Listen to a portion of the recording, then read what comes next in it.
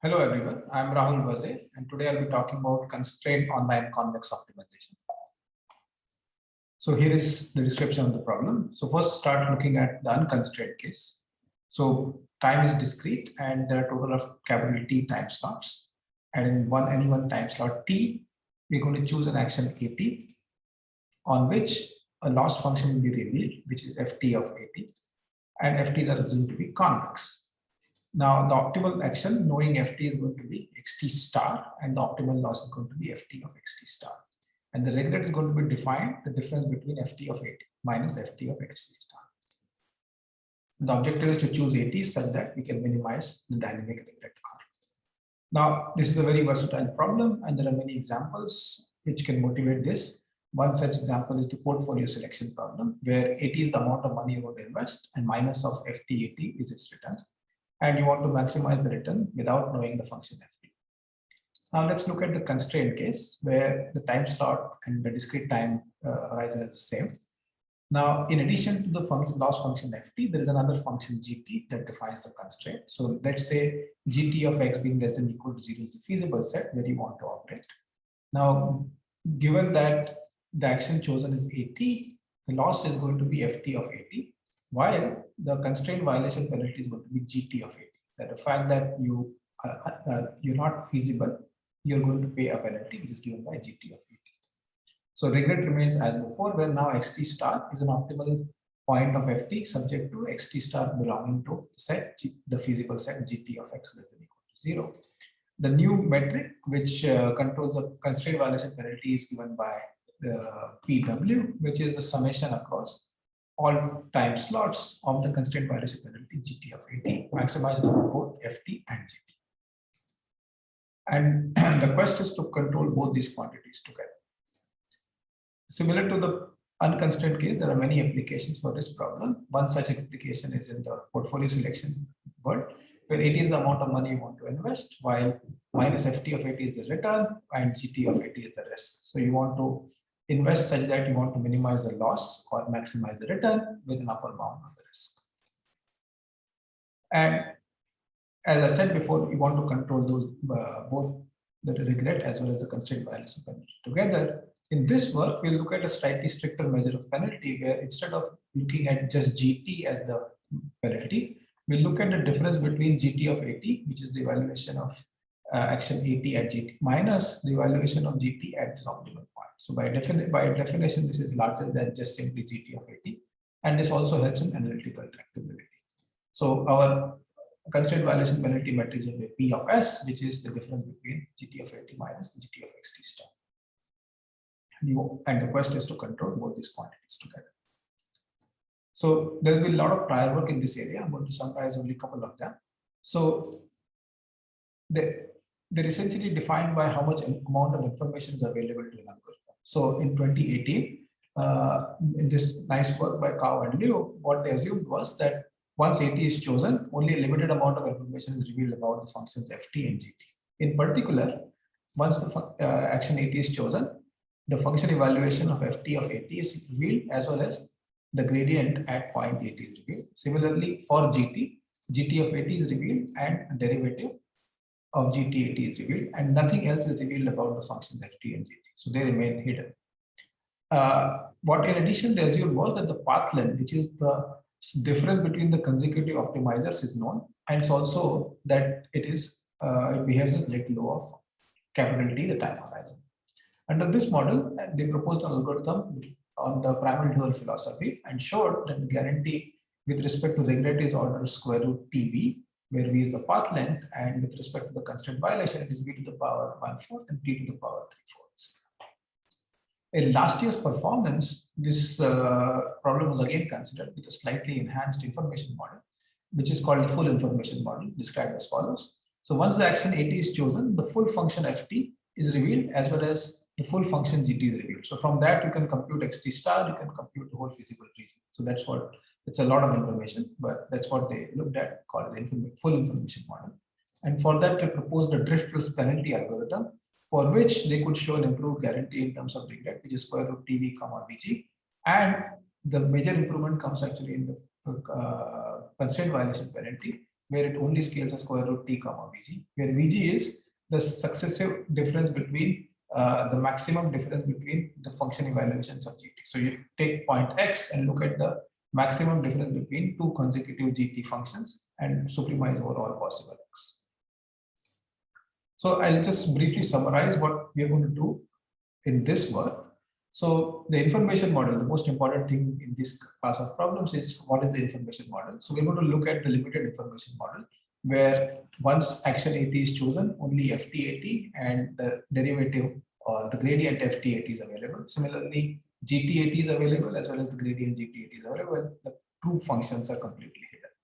We also don't assume any information about the path length. What we assume instead is some local information around the chosen point AT.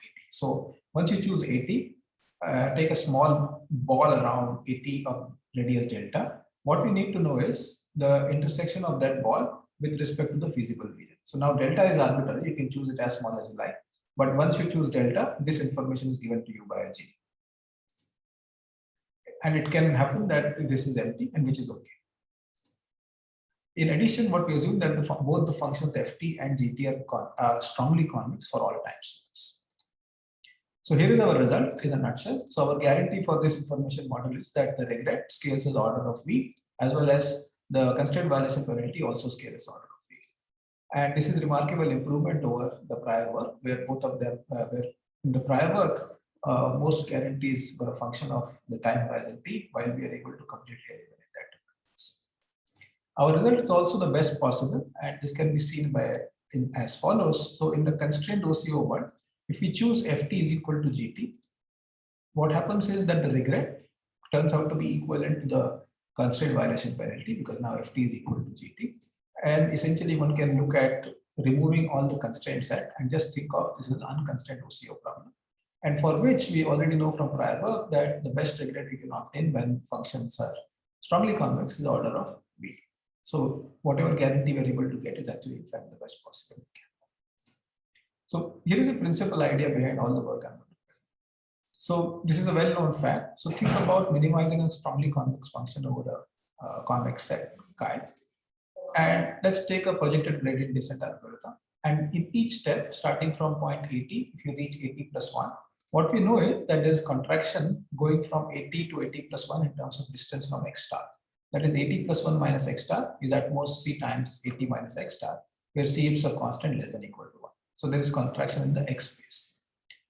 Remarkably, what also happens is that even if you do projected gradient descent on a smaller set chi prime, and the new point is AT plus 1 prime, you still get this contraction, possibly with a different constant compared to x star itself, which is outside of this region. So this is an important property which will be explored multiple times. So why is contraction so useful? So here is some illustration as to see why this can actually make sense.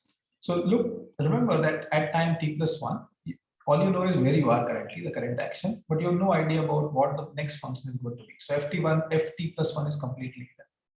What we know is at time at, ft of at as well as the gradient ft of at. So what you end up doing is you take a gradient descent direction, projected gradient descent with respect to function ft from point at, and you will reach some point at plus 1. Now, because of the contraction, in the previous step, if the optimizer was xt star, the contraction will tell you that compared to at plus 1 is closer to xt star. Now, if xt star and xt plus 1 star are close enough, what we are essentially doing is that we are going closer to xt plus 1 star. And why all this makes sense is because we are looking for a guarantee in terms of v, which is nothing but the difference of the consecutive optimizers. So basically, this idea of moving towards the optimizer of the previous step actually works even when you don't know anything about xt plus 1 star. So that's the algorithm we'll try to do. So here is the algorithm. This algorithm is also local compared to the prior work, where both the prior works I summarized, trying to look at the constraint violation penalty accrued over all possible time slots until currently. Here, the algorithm is going to make very local choices. So let's look at the first case where the current action AT is such that GT of AT is less than equal to 0. That is, the point AT is strictly feasible. So what we're going to do is going to find a small region around 80 such that the whole region R is strictly feasible. And on that strictly feasible region R, we're going to execute a projected gradient descent step with function ft and this region R, and that is my next action going to be. So 80 plus 1 is going to be simply a projected gradient descent on ft comma R. That's all for this particular case. The second case we consider is when gt of 80 is exactly equal to 0, that is 80 is on the boundary. In this case, using our local information, we look at the radius, ball of radius delta around 80 and find the region which intersects with the feasible region and call that as our region R, and now execute the projected gradient descent over this function ft and over the region R. The most interesting case is when the previous action 80 is in fact infeasible for the previous function gt. Remember, once 80 is chosen, then only gt is revealed. So this information is coming in a particular time. So what we're going to do in this case is, given that xt star is feasible, gt of xt star is less than equal to 0, while 80 is infeasible, gt of 80 is greater than 0. So it makes sense to move towards this point as a gradient descent over the function gt itself. We can't do it directly, so we take a roundabout way and follow the next procedure. So what we do is we choose beta such that you take the gradient descent step, so 80 minus the gradient of gt at 80, and multiply with the step size such that this new point 80 hat still remains infeasible. So it's an important technical thing that it remains infeasible. And then you take 80 plus 1 as some linear combination between 80 and 80 hat weighted by this quantity alpha. In this case, it is non-trivial to show that with respect to 80 plus 1 is closer to xt star, given that xt star is not a minimizer of gt. Remember, xt star is a minimizer of ft subject to the constraint that gt of xt star is less than equal to 0. So this is a non-trivial thing.